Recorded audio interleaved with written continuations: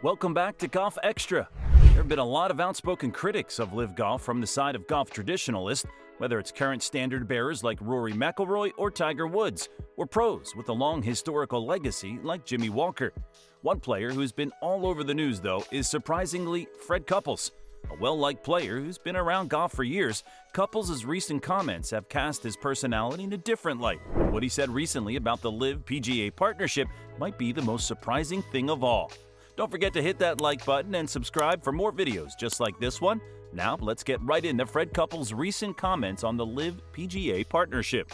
Fred Boom Boom Couples has been a pro for well over 40 years, being known mainly for his Masters tournament win in 1992 and his overall 33 wins as a professional. More than that, though, Couples is known as one of the most well-liked players on the PGA Tour.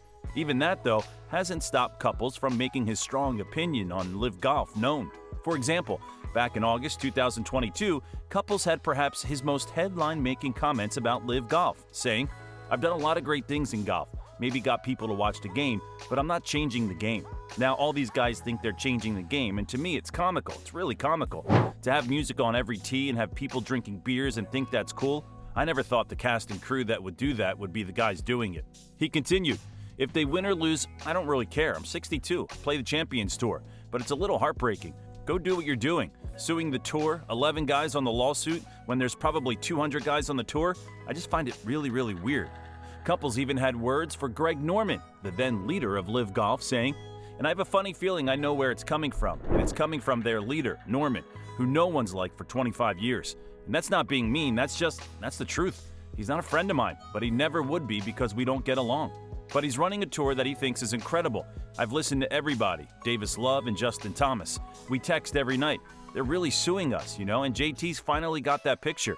I won't put his name too much deeper, but now he gets it that they're suing him and it's offensive." While Couples certainly has his reservations about LIV Golf, he also mentions that he's happy for many of his fellow players and friends, saying, "But again, I love that Charles Schwartzel won. I love that Brandon Grace won, because they're very quiet guys over there. Brooks Koepka's the same. I'm glad they're gone, but stop trashing the PGA Tour. If you don't want to be a part of it, you're suing it, just go away and make your millions and play golf just like I'm going to do this week." Couples was just as honest a couple of months earlier in June 2022 when he responded to a question about if he would have considered a LIV offer in his prime by saying, "I think this is a family thing for me. I'm a little peon from Seattle, but I know where the money's coming from, and I think my family would disown me if I went. Of course, that's easy for me to say because I'm not going, so I can actually tell you whatever I want to tell you." He also issued a frank statement regarding the staying potential of LIV Golf, saying, "They, LIV players, are all saying they want to change golf, that they're doing it for the better of golf. No one has said, hey, when I look back 50 years from now, we'll have made this tour what it is. No one has said that. You know why? Because they're not going to be around in 3 years." As we know now, LIV has had more staying power than might have initially been anticipated. After signing a framework agreement with the PGA Tour to merge back in June 2023, the perspective on LIV has changed from many people involved in the game, including Couples. So many were listening recently when Couples sat down for an interview with Scott Wagner of CNBC, in which they discussed several items, including Couples' previous LIV comments. Wagner started the interview by saying, "I don't think it's news to anybody. You've been one of the most popular players on tour for an awfully long time, well before you even won the Masters in '92. So when you speak, people listen to what you have to say.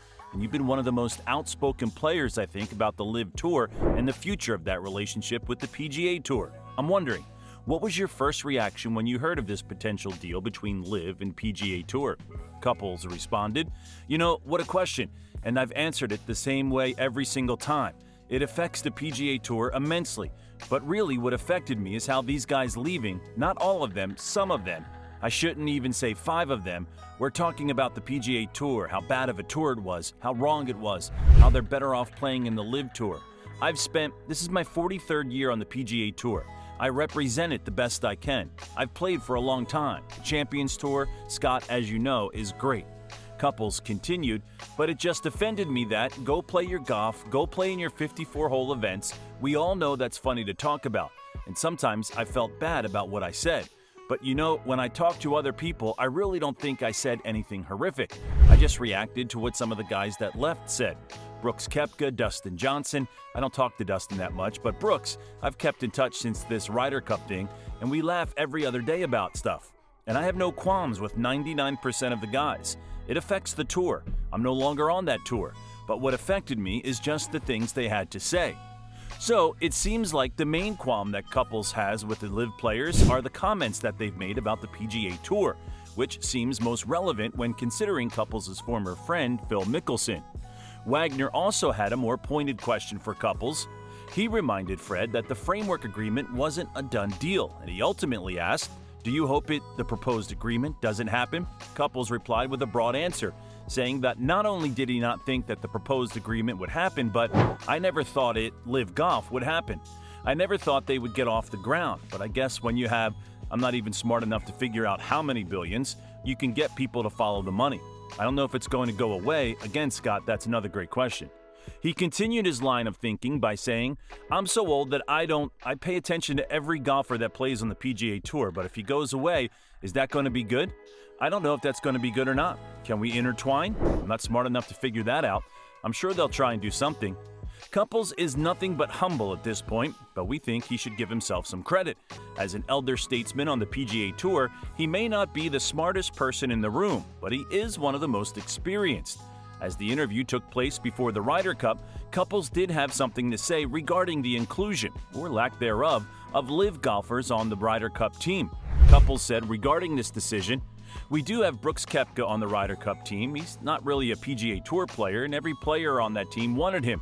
So we still have some nice feelings about the LIV guys. But would I want to see it go away? It doesn't matter to me really anymore. If their tour is set, they have their 48 guys. I don't think any new guys have joined in 5 or 6 months, so it is what it is."